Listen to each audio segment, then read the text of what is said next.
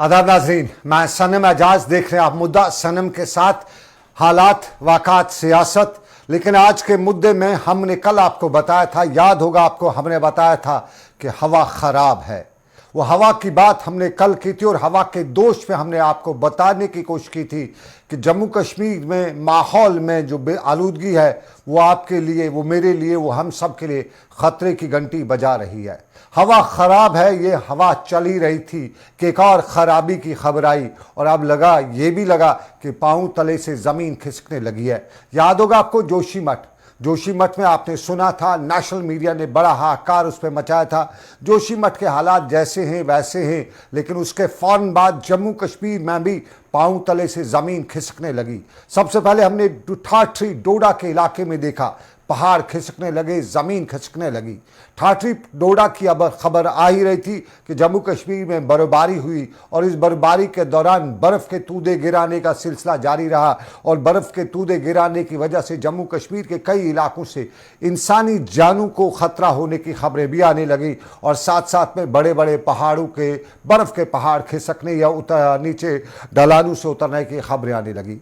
वो खबर चली रही थी, उस पर बात की जा रही थी, बताया जा रहा था कि कहाँ पे माहौल में क्या हो रहा है। अभी कितनी किस्मत ख़राब है कि लेकिन एक और वाक़ा आ गया और ये वाक़ा संगलदान का आया, संगलदान रामबन के इलाके का। और संगलदान रामबन के इलाके में भी बताया जाने लगा, खबरें आई, फुटेज आई, वीडियोज़ और ऑडियोज़ के ज़रिए बताया जाने लगा कि गाँव के गाँव दह रहे हैं और ये खिसकती ज़मीन जो है ये गाँव के गाँव को साथ अपने लेके जा रही है। और तस्वीर हमने संगलदान की जहाँ आप टेलीविज़न स्क्रीन पर देख रहे हैं, वहाँ कल शाम को आपको याद बताते चले, कल शाम को गांदरबल के रिजन के इलाके में न बर्फ का तोदा आया, न ज़मीन खिसकी, बल्कि पहाड़ ही खिसक के आ गया। और कल शाम को रिजन गांदरबल के इलाके में, रिजन गांदरबल जो गांदरबल का गुंड का इलाका है वहाँ पे है, उस इलाके में जो ज़मीन खिसकी तो सबके होश हवास खिसक गए। ये ज़मीन खिसकने के इस वाक़े में इंसानी जानों का नुकसान तो नहीं हुआ, उससे जाने तो बच गई, लेकिन रिजन के इलाके में बड़े पैमाने पे माली नुकसान हुआ है।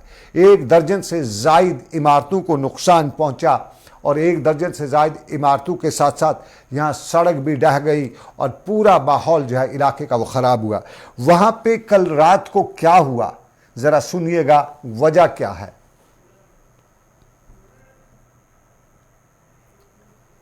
ये तस्वीर आप रिजन के इलाके की सुन रहे हैं, रात देर गए जो तूफान वहां पे आएगा।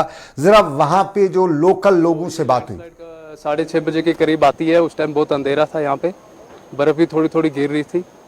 तो इस लैंडस्लाइड की जद में 5 से 6 मकान, रिहायशी मकान, वो सब इसमें दब चुके हैं अभी तक और लोगों के माल मवेशी कुछ भी नहीं बचा है लोगों के पास अभी तक यहाँ पे। तो ये लैंडस्लाइड इस कारण आती है क्योंकि इससे पहले भी हमने एडमिनिस्ट्रेशन से कहा, ये पीछे प्रोजेक्ट चल रहा है एप्को कंपनी का, उसे हमने कहा कि यहाँ पे ब्लास्टिंग मत करो, ये पहाड़ पूरा खुला है, ये कभी भी निकल के आ सकता है। तो लेकिन हमारी किसी ने आज तक सुनी नहीं। कोई लोग तो यहाँ पे घर छोड़ के भाग चुके हैं, जिनके घरों पे पत्थर 2 साल पहले 3 साल पहले आए थे, उन्होंने घर भी छोड़ के भाग चुके हैं यहाँ से, क्योंकि कोई सुनने वाला ये रिजन का इलाका 6:30 उनका बकौल 6:30 बजे करीब पहाड़ खिसकना शुरू हुआ। लोग नमाज के लिए थे, शाम का वक्त था, हल्की हल्की बारिश भी हो रही थी, बर्फबारी भी हल्की हल्की साथ में थी और फिर ज़मीन खिसकना शुरू हो गई। यहाँ पीछे एक प्रोजेक्ट पे काम चल रहा है। ये प्रोजेक्ट पे जो काम चल रहे हैं ये वादी कश्मीर से लेके खिते चिनाब में हर जगह हो रहे हैं और इन प्रोजेक्टों की वजह से लोग कहते हैं मुसीबतों का सामान का हो रहा है। सलीम वानी गांदरबल से मेरे साथ ज्वाइन करेंगे और उसके बाद नदीम इकबाल मेरे साथ रामबन से ज्वाइन करेंगे, वसीम गतू डोडा से। 3 खितों में ये सूरत-ए-हाल है और हम तीनों से ज्वाइन करेंगे, जानेंगे। सलीम वानी ने मुझे ज्वाइन किया, बहुत शुक्रिया सलीम। तफसीलात बताइए, कल शाम को 6:30 बजे मुकामी लोग बताते हैं, ज़रा ये बताइए ये रिजन का इलाका जो है ये कहाँ पे है? गांदरबल जो कंगन का कस्बा है, टाउन है, वहाँ से कितनी दूरी पे है और अब तक कहाँ वहाँ पे ना बर्फ़ है ना वाक़ा ऐसा कभी होता था, अचानक क्या हो गया कि यहाँ पे पहाड़ खिसकना शुरू हो गए? देखो सनम, अगर सेंट्रल कश्मीर के सब डिवीजन कंगन की बात करेंगे तो कंगन से ये 30 किलोमीटर दूर है रिजन इलाका है जो यहाँ पे टनल बनती है। उसी के साथ साथ ये जो ऊपर वाला रोड बनता है टनल वालों का, का। इसीलिए लोग गुहार बुला रहे हैं कि हमने इनको बोला था कि ये रोड पहले से बनाने से पहले इसकी यहाँ पे एक सर्वे होनी चाहिए। उसके बाद अगर बात करें कि तो यहाँ पे जरूर जो कल शाम को 7 बजे एक लैंडस्लाइड आई, बड़ी लैंडस्लाइड जिसने 9 से 12 मकान इसके सर पे आए और पूरे से तरफ में नेस्त नाबूद हो गए और करोड़ों रुपया का नुकसान हुआ। उसके साथ साथ अगर हो जाएगा तो 6 घोड़े या उसके साथ साथ ये फारसी आई है या बाकी चाहे है, उसमें साथ साथ बात करेंगे। तो इसके साथ साथ अगर देखा जाए कि पूरी तरह से एडमिनिस्ट्रेशन यहाँ पे रेस्क्यू कर रही है। डिप्टी कमिश्नर गांधरबल भी आया है, एसएसपी गांधरबल भी आया है, सारे इस टाइम है। PRO 122 RCC 2 दिन का वक्फा मांग रहे हैं। PRO ऑफिशियल जो रोड करें से श्रीनगर से राजमार्ग या श्रीनगर सोनमर्ग राजमार्ग। लेकिन साथ साथ अगर करेंगे यहाँ पे काफी सारा नुकसान हुआ है, लोगों का 9 मकान नेस्तु नाबूद हो गए हैं, जिनका कोई भी चीज और कोई भी सामान घर का नहीं निकला। इसी से हवाले अब गांधरबल का डिप्टी कमिश्नर जिसने अभी यहाँ पे लोगों को एश्योर किया कि मैं आपको गारंटी देता हूँ कि आपको इंसाफ मिलेगा और आपको इमदाद में मिलेगा। और साथ साथ इसने अभी 5 से 6 आदमी जो इसने अपने साथ उठाए और एप्को वालों के पास निकले और वहां पे ये एप्को वालों के साथ डिस्कस करेंगे कि अगर आपको यहाँ पे कुछ करना है, सबसे पहले आप लोगों की प्रायोरिटी देखो, फिर लोगों की लाइफ किस तरह सेफ रहेगी। इसी के साथ साथ एसएसपी गांधरबल भी साथ है, पूरी इंतजामिया, PRO ऑफिशियल, बाकी जो अफसरान है, पूरी तरह से डिस्ट्रिक्ट एडमिनिस्ट्रेशन या SDRF NDRF लोगों का काफी सारा गिला शिकवा जो है एप्को टनल के पास, क्योंकि कहा इन्होंने गुहार लगाई थी कि हमको यहाँ पे सलीम भाई, सलीम अभी जो है कि जानी नुकसान की कोई खबर नहीं है, लेकिन एक चीज जो है, एक चीज जरा हमें बताइएगा, क्या सच में कहीं कोई, क्योंकि गांव है शाम के वक्त, कोई और तो नहीं, उसके बारे में क्या कहीं इलाके में कोई मिसिंग तो नहीं है?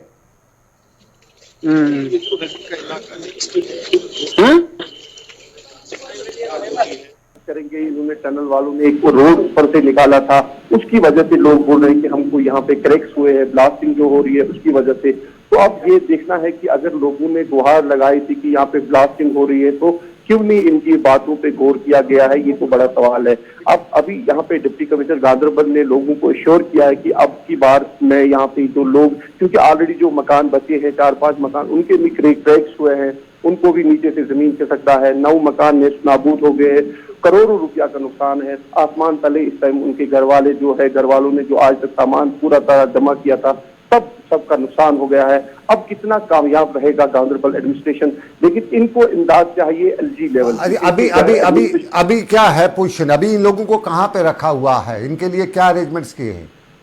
देखो सनम, अगर बात करेंगे लोगों को रहना यहाँ पे टेंट नहीं लगे हैं, क्योंकि जो कुलन का इलाका है या रेजन का गांव है वो इनके रिश्तेदार भी है, लेकिन रेजन के गांव में लोगों के ये जज्बात है, इन्होंने कल शाम को इनको अपने घरों में लिया है और बाज़ाब्ता तौर पर अपने घर वालों के मेंबर की तरह रखा है। कश्मीरी खून में एक सबसे बड़ी बात होती है कि चाहे कोई भी हादसा हो, चाहे वो गैर मजहब की ना हो, यहाँ पे लोग निकलते हैं और मदद करते हैं। लेकिन आखिर कब तक सवाल यह है, आखिर कब तक एडमिनिस्ट्रेशन ने क्या किया इनके लिए? एडमिनिस्ट्रेशन तो रात को थी, लेकिन अगर सवाल है कि मतलब क्यों नहीं इमदाद, वो जब इन्होंने कहा कि हमको इमदाद चाहिए, हमको इंसाफ चाहिए, 1 साल पहले अगर इन्होंने रोड निकाला यहाँ एप्को वालों ने, तो इनकी बातों पे क्यों नहीं गौर किया गया, ये सवाल है। तो अब कितना कामयाब रहेगा एडमिनिस्ट्रेशन? अब भी यहाँ पे लोगों के सामने डिप्टी कमिश्नर जो डिस्ट्रिक्ट का चीफ मिनिस्टर होता है, उसने एश्योर किया है कि इस बार मैं कुछ अलग से करूंगा। अब कितना अलग से करूंगा? बहुत शुक्रिया सलीम, बहुत शुक्रिया सलीम, पूरी तरह जानकारी तफसील से फराहम करने के लिए। 9 मकान, 1 दर्जन के करीब जो इमलाक है उनको नुकसान पहुंचा है। सलीम बहुत बहुत शुक्रिया। ये रीजन का इलाका है गांधरबल का, और गांधरबल के रीजन के इलाका जो कंगन से करीबन 20 से 25 किलोमीटर दूर वाक़ा, कल शाम को ज़मीन खिसकना शुरू हुई और प्रोजेक्ट ही यहाँ पे जो काम चल रहा है उस प्रोजेक्ट की वजह से यहाँ पे जो ज़मीन खिसक रही है। तो हाँ, तो ये सब कुछ जो मामला थे, ये ज़रा समझने की बात है। तस्वीर आप देख लीजिएगा किस तरह से ज़मीन आई है, ऊपर से पहाड़ आया है। ये मिट्टी का तोदा है, ये बर्फ़ का तोदा नहीं है, और ये सीधा पहाड़ पे ऊपर से गिर आया है। नीचे से भी ज़मीन खिसक गई है, यानी ऊपर और नीचे दोनों तरफ से तूफ़ान, और उस तूफ़ान में इमलाक का नुकसान, इंसानों का नुकसान नहीं हुआ है, लेकिन इमलाक यानी प्रॉपर्टीज़ का बड़ा नुकसान हुआ है। ख़ास तौर पर घोड़े, और यहाँ चूँकि गाँव का इलाका है, भेड़ मवेशी बकरियाँ वगैरह पाल रखी होती हैं, गायें होती हैं, उनकी की खबरें आ रही हैं कि उनका नुकसान हुआ है। और अभी इम्पॉर्टेंट ये देखना होगा कि इलाके में कोई मिसिंग तो नहीं, क्योंकि शाम के वक्त यूजुअली गाँव में लोग एक दूसरे के घर जाते रहते हैं गप्पे करने के लिए, दिन भर की वो एक रूट कल्चर रहता है गाँव में, तो वो देखने के लिए। लेकिन क्या कुछ सूरत हाल है उस पर हमारे साथी सलीमानी की नज़र है, लेकिन दूसरी नज़र हम कोशिश करेंगे इस पर बनाए रखें। लेकिन हम आपको एक और पहलू से रोशनास कराते हैं। ये तस्वीर का एक रुख है, तस्वीर का दूसरा रुख रामबन के इलाके से है। रामबन के संगलदान का इलाका और संगलदान के इलाके में भी ज़मीन खिसक रही है और ज़मीन के खिसकने से घरों में दरारें पड़ रही है। मकानात जो हैं वो खस्ता तो अभी नहीं हुए हैं, लेकिन ख़तरे की घंटी उन पर आ चुकी है। स्कूल हो, मस्जिद हो, इलाके का कब्रिस्तान हो या इलाके में घर हो, जो कुछ भी हो, वो ज़मीन फट रही है और ज़मीन फटने के बाद वो गिर रहे हैं, दरारें आ चुकी हैं। और साफ जाहिर है ये दरारें जो हैं ये वहाँ पे इस वक्त ताज़ा तरीन क्या सिचुएशन है, हम ज़रा हमारे साथी वहाँ से नदीम इकबाल मौजूद हैं। नदीम बताइएगा क्या कुछ ताज़ा तरीन सिचुएशन है, आप सुबह से इस इलाके में मौजूद हैं और ये कब से सारी सिचुएशन आप पहुँची है? जी बिल्कुल सनम, ये संगलदान का डुक्सर इलाका है जहां पर जमीन धंसने की वजह से पहले हमने देखा कि पहले दिन 4 घरों को नुकसान पहुंचा, उसके बाद ये फिगर बढ़ते बढ़ते 9 को पहुंचा, फिर 13 और आज इस वक्त हम देख रहे हैं कि 15 घर इस वक्त इसकी जद में आ गए हैं जिन्हें खाली किया गया है और 2 कब्रिस्तान भी इसकी जद में आए थे, जहां एक कब्रिस्तान से डेड बॉडीज को दूसरी कब्रिस्तान में शिफ्ट किया गया। लेकिन जो रिहायशी थे वहां के जो मुतासरीन हैं उन्हें भी सेफर प्लेसेस पे मूव किया गया है। और इस हवाले से अगरचे हम बात करें, क्योंकि एक तरफ देख रहे हैं कि घरों को नुकसान पहुंचा है, दूसरी तरफ रोड भी बंद है, बिजली की तरसील भी मुनकता हो गई है, सड़क राब्ता भी जब आपके पास है नहीं, पानी की लाइन भी डैमेज हो गई है।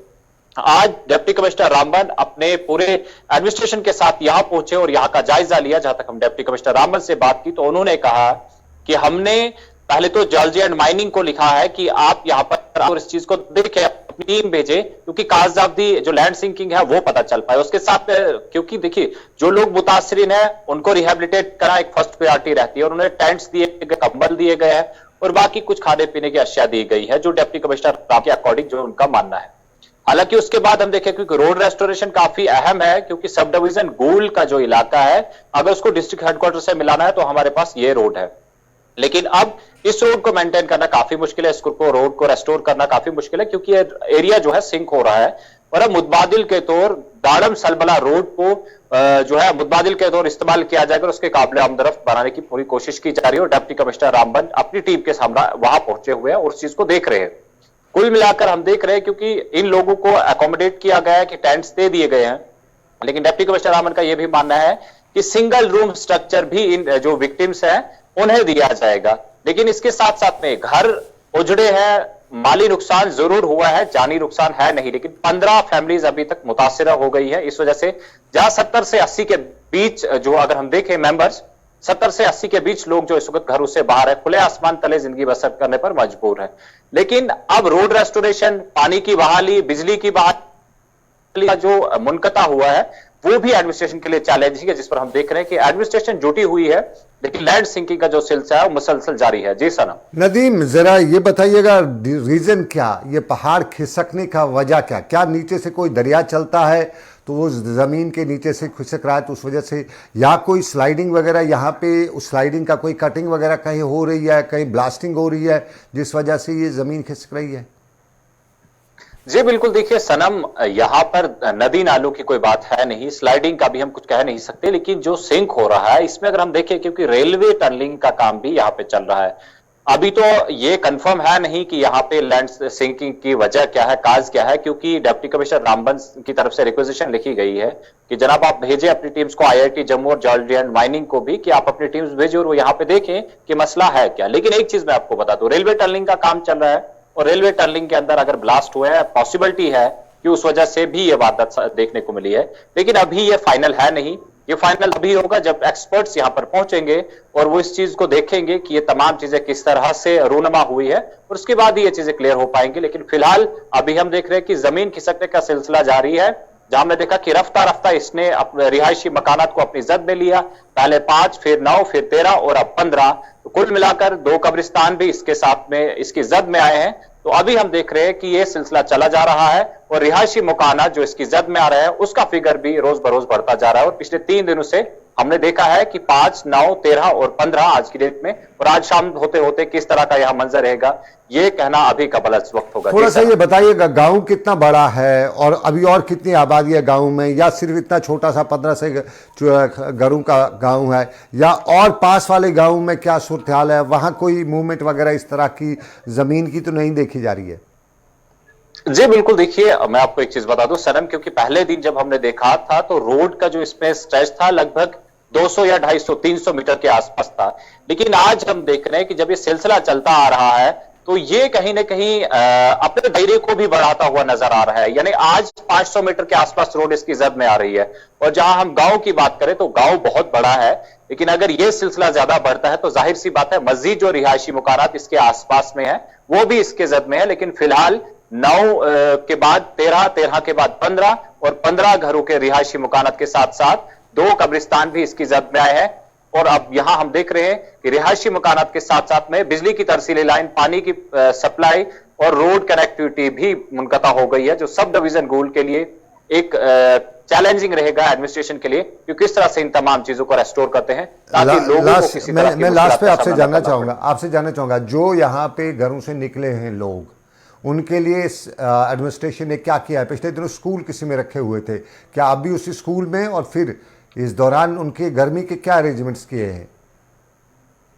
जी बिल्कुल सनम, देखिए टेंट्स वगैरह उन्हें प्रोवाइड किए गए हैं और कुछ लोग जो है खुद जो मकामी लोग हैं वो सामने आए और उन्हें भी अपने घरों में कुछ लोगों को जगह दी है, पनाह दी है। लेकिन ये सिलसिला अभी हम देख रहे हैं कि टेंट्स फराहम भी किए जा रहे हैं, कुछ कंबल वगैरह भी फराहम किए गए हैं और ये सिलसिला अभी चल रहा है। और लैंडस्लाइडिंग दूसरी तरफ हम देख रहे हैं कि रुकने का नाम नहीं ले रही है। जो लैंड सिंकिंग का सिलसिला है वो भी बराबर देखने को मिल रहा है। नदीम, बहुत शुक्रिया पूरी जानकारी फराहम करने के लिए।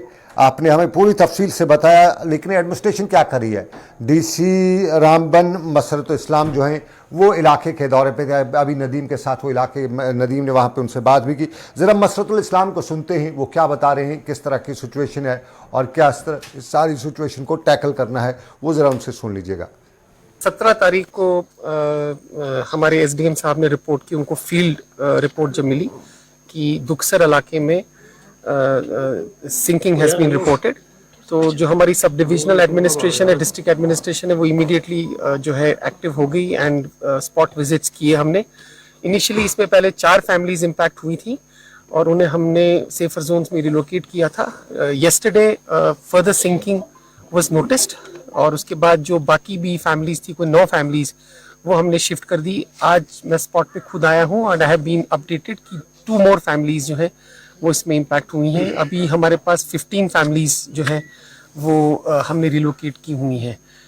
Under the red cross fund हमने जो है टेंट्स, यूटेंसिल्स, ब्लैंकेट्स, क्योंकि अभी ठंड का मौसम है, वो इनको प्रोवाइड करके सेफर जोन्स में लिया है।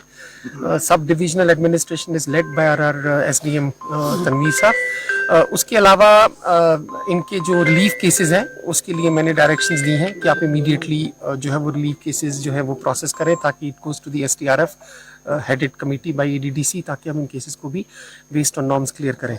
उसके अलावा मैंने एसडीएम साहब से और अपने एग्जीक्यूटिव इंजीनियर पीडब्ल्यूडी जो खुद यहाँ पर फर्स्ट हैंड अप्रेजल के लिए आए हैं, उन्हें डायरेक्शन दी है कि वो एटलीस्ट 1 रूम बेस्ड जो प्री फैब स्ट्रक्चर्स हैं वो बनाएं ताकि हम इन्हें टेंट से उनमें शिफ्ट करें टिल 1 रूम प्रीफैब स्ट्रक्चर्स इनको देंगे, ये डीसी साहब के अहकामात हैं। लेकिन ज़मीन खिसक रही है, हवा में खुनकी है, हवा ख़राब है, ज़मीन खिसक रही है। ये तौबा की बात है, तौबा करने के लिए ज़रूरी है, क्योंकि न जाने क्या हो चुका है।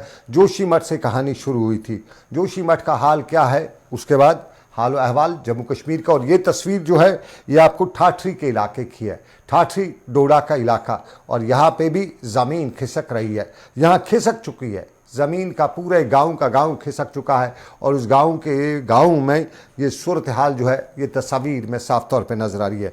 वहाँ पे इंतज़ामिया ने क्या अरेंजमेंट्स किए, वहाँ के लोग कहाँ पे रहते हैं, अभी क्या सिचुएशन है, अपडेट हम देंगे आपको, क्योंकि ये डराने वाली बात नहीं है। लेकिन कहीं न कहीं हमारे इस सारे सिस्टम में या हमारे पूरे इलाके में या जम्मू कश्मीर में कहीं न कहीं खौफ भी है, डर भी है। ये तस्वीर आप देख रहे हैं, ये वो तस्वीर हैं जो पहाड़ खिसकने से, ज़मीन खिसकने से इलाके में जो घर वगैरह हैं वो ढह गए हैं। तो हमारे साथ वसीम गत्तू हैं इस वक्त मौजूद। वसीम, बहुत शुक्रिया, आपने इस पूरे स्टोरी को फॉलो किया, मौके पर गए, वहाँ लोगों से बात की। कुल मिला के आज हम कहें तो कश्मीर से भी ये शुरुआत जम्मू कश्मीर के आपके इलाके से, डोडा से ही हुई थी। उसके बाद ये गुरेज़ के इलाके में वहाँ बर्फ़ का तूद आया, फिर मत्सल के इलाके में बर्फ़ का तूद आया, फिर संगलदान में एक तूफ़ान आया। कल रात को गुरेज़ ये जो गांदरबल है वहाँ पे ज़मीन खिसकने का वाक़ा आया। ये ज़मीन खिसकने का वाक़ा, अब क्या सिचुएशन है ठाठरी में, पहले वो बताइएगा। समझिए, आपको टाइम पहले में लगभग हम खुद क्या है और क्या सिचुएशन अभी उन लोगों की है जो लोग कुछ स्कूल में रखे गए थे। आपने देखा होगा कि जब मैंने कुछ लोगों से बातचीत की थी तो उनको एक सरकारी स्कूल में रखा गया था। लगभग 21 कुंभू के लोग थे। और आज की अगर हम बात करें तो अभी मेरी जो एसडीएम ठाठरी है उनसे जब बातचीत हुई, उन्होंने कहना है कि हमने इनको जो है कुछ लोग जो अपने रिश्तेदारों के घर में चले गए हैं और कुछ लोग जो है अभी रूम पे रहते हैं, यानी कि रेंट वाले रूम पे रहते हैं। तो कहीं ना कहीं वो जो लोग हैं वो ये बता रहे हैं कि हमें जो है जमीन दी जाए, यानी कि हमें किसी सेफ जगह पे रखा जाए जहां पे अपना घर हम बसा सकते हैं। और साथ ही साथ ये गरीब तबके के लोग हैं, सबसे ज्यादा गरीब तबके के लोग ठाठरी के अंदर हम बात करें तो ठाठरी के अंदर सबसे गरीब तबके के ये लोग हैं, हैंड टू माउथ हैं, बहुत गरीब तबके के लोग हैं। इनका मानना है कि हमें रिलीफ वगैरह भी दिया जाए और साथ ही साथ हमें कोई लैंड दी जाए जहां पे हम बसें, क्योंकि इलाका जब अब है बसने के लायक नहीं है, पूरा इलाका जो है गर्द हो चुका है। और अब मेरी कुछ लोगों से जब बातचीत हुई, उनका ही मानना है कि सिंक आस्ता आस्ता फिर से हो रहा है, क्योंकि अगर एक दो बारिशें कंटिन्यू रही उसके बाद ये इलाका जो है, मुझे ऐसा लग रहा है क्योंकि मैं खुद जब ग्राउंड पे गया तो आस्ता आस्ता इलाका जो है वो खिसकने की पूरी तैयारी कर रहा है। और साथ ही साथ इस इलाके को जो है रेड जोन घोषित कर दिया गया है। जी वसीम, आपने बताया इलाका रेड जोन करार दिया गया है। जो गांव है बहुत बड़ा है, 10-20 फैमिलीज निकल गई हैं। बाकी गांव के लोग कहाँ पे हैं, उनके लिए क्या कोई गाइडलाइंस हैं सरकार की तरफ से? वो खुद जो है इस चीज़ के लिए तैयार हैं या वहाँ कोई खतरा नहीं है? देखिए, कुछ लोग जो है सेफ भी हैं, मगर कुछ घर जो है इसकी चपेट में जरूर है, क्योंकि इसके साथ जो इलाका है वो इलाका ऐसा लगता है, क्योंकि जिस लोगों से मेरी बातचीत हुई वो काफी डरे हुए हैं। उनका मानना है कि इस इलाके के अंदर भी ये तस्वीर नहीं पहले देखने को मिल रही थी, मगर ऐसा हमको लगता है कि ये तस्वीर हमारे घरों के अंदर भी आ सकती है। ये तस्वीर हम भी देख सकते हैं आने वाले टाइम में, क्योंकि डरा वो पूरा इलाका है। मगर एडमिनिस्ट्रेशन उसको खुद मॉनिटर कर रही है और मुझे ऐसा भी लगता है जिस तरह से यहाँ पे टीमें भी आई हुई है, नेशनल डिजास्टर मैनेजमेंट की टीम भी यहाँ पे कल वापस चले गई है और उससे पहले जो है जम्मू यूनिवर्सिटी की टीम भी यहाँ पे आई थी, जिनने पूरी सिचुएशन को मॉनिटर किया था और यहाँ से सैंपल वगैरह भी लिए हैं। और आने वाले टाइम में मुझे लगता है कि ये भी देखा जाएगा जिस तरह से खंगालने की पूरी कोशिश की जा रही है कि किस कारण ये हादसा वहां पे पेश आया। और हम ये भी देख सकते हैं कि आने वाले टाइम में जिस तरह से एडमिनिस्ट्रेशन इस टीम को यहाँ पे ला रही है, उनको विजिट करवा रही है कि किस कारण ये हादसा यहाँ पे पेश आया, और पूरी सिचुएशन हम खुद भी मॉनिटर कर रहे हैं। और आने वाले टाइम में ये लग सकता है कि किस तरह ये हादसा वहां पे पेश आया। एडमिनिस्ट्रेशन पूरी इन लोगों के हक में है। Waseem, geological survey of India की टीम आई हुई थी वहाँ पे, जम्मू यूनिवर्सिटी के एक्सपर्ट्स गए हुए थे, वो क्या बता रहे हैं? कुछ उन्होंने बताया मीडिया को या किसी जगह कुछ बताया क्या? अंदर से कुछ खबर निकल के आई कि रीजन क्या है इस जमीन के सिंकिंग का? देखिए, अभी बताना मुश्किल होगा, क्योंकि वहां पर आर्टिकल लगाई जा रही है। कोई ये बता रहा है कि यहाँ पे ब्लास्टिंग का काम हो रहा है, कोई ये बता रहा है कि टनल का काम हो रहा है। ये बताना अब मुश्किल होगा, क्योंकि जो सर्वे की टीम जो वहां से विजिट उन्होंने यहाँ का किया है, वो जब रिपोर्ट एडमिनिस्ट्रेशन को देंगे उसमें ये देखना होगा कि क्या उस रिपोर्ट में दिया जाता है, क्या किस कारण वहां पे हादसा पेश आया होगा। मगर लोग जो वहां के हैं उनका एक ही कहना है कि हमारा जो आशियाना है वो हमसे चले गया है, हमें कोई अच्छी जगह पे बसाया जाए जहां पे हादसा पेश नहीं आए, क्योंकि वो इलाका जो है बचने के लायक नहीं है। जिस तरह से मैंने पहले ही बताया कि आस्ता ठीक हो रहा है। आपको याद होगा जब बगलिया डैम बना था और पुलडोडा का इलाका जो है वो पूरा जो है वो इलाका जो है बिगड़ गया था। उस इलाके की कंडीशन अभी भी आप देखेंगे तो थोड़ा हट के तस्वीरें, क्योंकि वो इलाका जो है इसी चपेट में आया था। पानी का लेवल जब बढ़ गया था और वो इलाका जो है पूरा खाली करवा दिया गया था। और वहां के जो लोग हैं उनको बताया गया था, तब की जो सरकार थी उनको बताया गया था कि आपको रिहेबिलिटेट दूसरी जगह पे किया जाएगा। मगर आपकी जानकारी के लिए बताना चाहूंगा, उस इलाके को अभी तक रिहेबिलिटेट नहीं किया गया है। उस इलाके को, पुलडोडा को अभी तक रिहेबिलिटेट नहीं किया गया। वसीम, आपने पूरी जानकारी दी, पुराने हिस्ट्री के पेज भी खंगाले, आपने बता दिया, तारीख में भी कुछ लिखा है। बहुत शुक्रिया आपका वसीम गत्तू ने हमें तारीख भी याद दिला दी। उन लोगों को तारीख याद दिला दी जिन्होंने वादे किए थे। पुल डोडा का जब डैम बना था, पुल डोडा की बस्ती खिसकी थी और तब सरकार ने बताया था कि हम आपको रिहेबिलिटेट करेंगे। उस रिहेबिलिटेशन का वादा वसीम ने याद दिला ही दिया। शुक्रिया, उनको भी याद होगा, वो जो उस वक्त वज़रा थे, उस वक्त जो सरकारें थी, उनको याद आ गया होगा। और आगे भी वो सरकारें आएंगी, आगे भी वोट के लिए आएंगी, लेकिन वादे अवाम जो है शायद भूल जाती है, सर ये लोग नहीं भूल जाते हैं। तो ये वादों की बात है। आज की डेट में एलजी एडमिनिस्ट्रेशन क्या करती है इसके लिए हमें इंतज़ार करना पड़ेगा, लेकिन साफ जाहिर है कुछ है, हवा में खुनकी है, हवा ख़राब है, पाँव तले से ज़मीन खिसक रही है, ये सब कुछ। और उस पर माहौलियात और माहौल, ये सब चीज़ें जम्मू कश्मीर में देखने को मिल रही हैं और इन सब में तौबा इस्तग़फ़ार की ज़रूरत है। तो बताएं, आपको देख रहे थे आप मुद्दा सनम के साथ। फ़िलहाल आज के मुद्दे से बस इतना ही। मुझे आज के मुद्दे से दीजिए इजाज़त। मोहसिन खान के साथ साथ शाहिद खान मेरे रहे आज के पैनल प्रोड्यूसर। तो दीजिए इजाज़त, अल्लाह हाफ़िज़।